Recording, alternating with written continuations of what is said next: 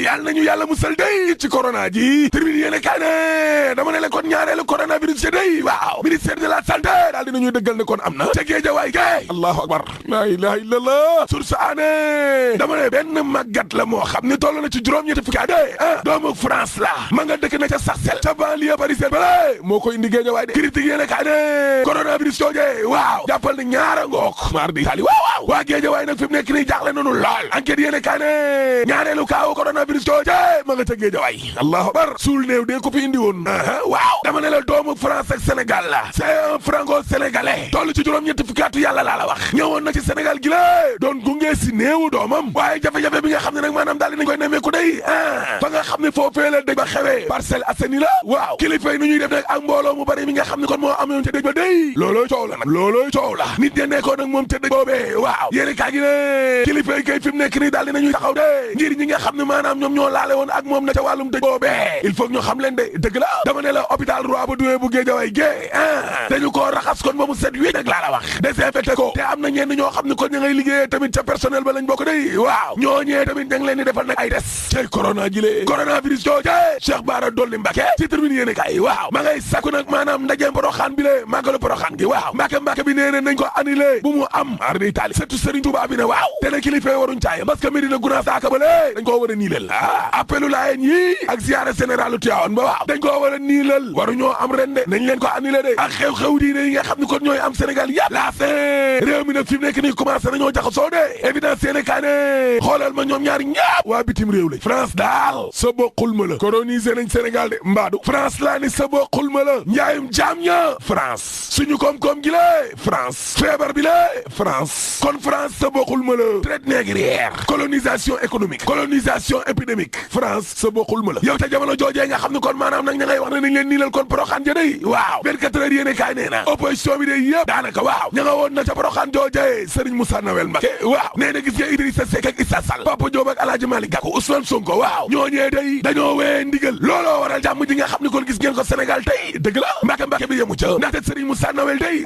nee na gis nga Macky Sall mi la moo war a xoolaat nag na muy doxalee doore ko ci dajale njabootam politique yi la waxtaan ak Idrissa Seck ak ña mu àndal nga xam ne buñ cee yeggee ba Macky Sall war a joxe nguur gi mën fee bàyyi nag ab jàmm la bee termine yéene kaa ne woote boobee nga xam ne kon Serigne Moussa Nawel Mbacké da koo woote day waaw mbaa du nañoo jëm kon ci ab gouvernement union nationale Serigne Moussa Nawel Mbacké ci leen sa ko yéene kaay ne Macky Sall na xam ne ñii nekkuñu ay noonam ay kilifa yu bëgg Sénégal ñoo nekk nii mooy ñoom Idrissa nii Serigne Moussa Nawel Mbacké ci direct news waaw nee na gis nga responsable opposition bi yëpp soo leen gisee daaluñu réew mi parce que dañoo wee ndigal looloo waral lii termine yéene kaay ne en tout cas Guy Marius Sagna day daal dina génn démb ca kaso ba alhamdulillahi rabbil alamin Yeesu Krista alhamdulillah direct news de waaw parce que pression bi ci boppam kon moo tar dox ñaxtu yeeg yooyee nguur ga mujj dellu ginnaaw waaw moo tax gis nga parti politique yi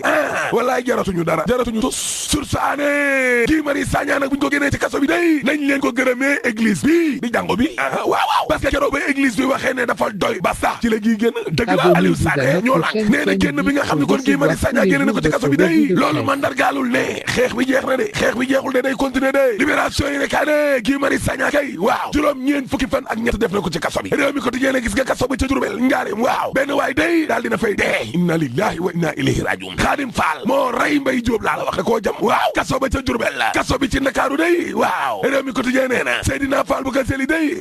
dana jàkkaarloo ak doyen des juges àllarba jee di ñëw la waaw yéene kaa gi ne ci fàttali nag Seydina Fall bu Kaseli moomee dañu koo jàpp kon loxo ci poos muy yëngu ci wàllum faux billet enquête la laaje enquête of nag ba day leer na ubbil sur quotidien nañu rapport 2017 am bi le waaw Petrotim Timis Cosmos jam nañ leen baaraamu tuuma day mardi Italie xam nga ca 2014 waaw Sauvons le Sénégal bu Babacar Mbaye Ngaraf day ca la ñu bindoon appelante nag yóbbu kon ca of nag joojee waaw ndax njaayum action yi diggante Petrotim Sénégal Petrotim Limited Timis Corporation ak Cosmos Énergie waaw nañ ko defee du yoon waaye enquête bi nga xam ne nag njabootug Seynabou Ndiaye Diakhaté googee daal di nañ koy def waaw la ñu génnee day mooy ñii daal seen poos ak seen biir lëkkaloo ta jam ak ña koy def complicité de concussion waaw wàllum tapale njuuj njaaj faux et usage de faux la ñuy toppee kon Aliou Sall mi lé ak ñoom Franck Timis te loolee article 156 ak 132 moo leen daan code pénal bala waaw le quotidien yi nekkaa ne rapport of nag ba day waaw dossier yi nga xam ne xel da caa tey Seynabou Ndiaye Diakhaté daal dina koy jébbal procureur de la République sëñ Bassirou Gueye waaw muy coowal Petrotim ji lée wàllum tapale faux et usage de faux Mina ak Azer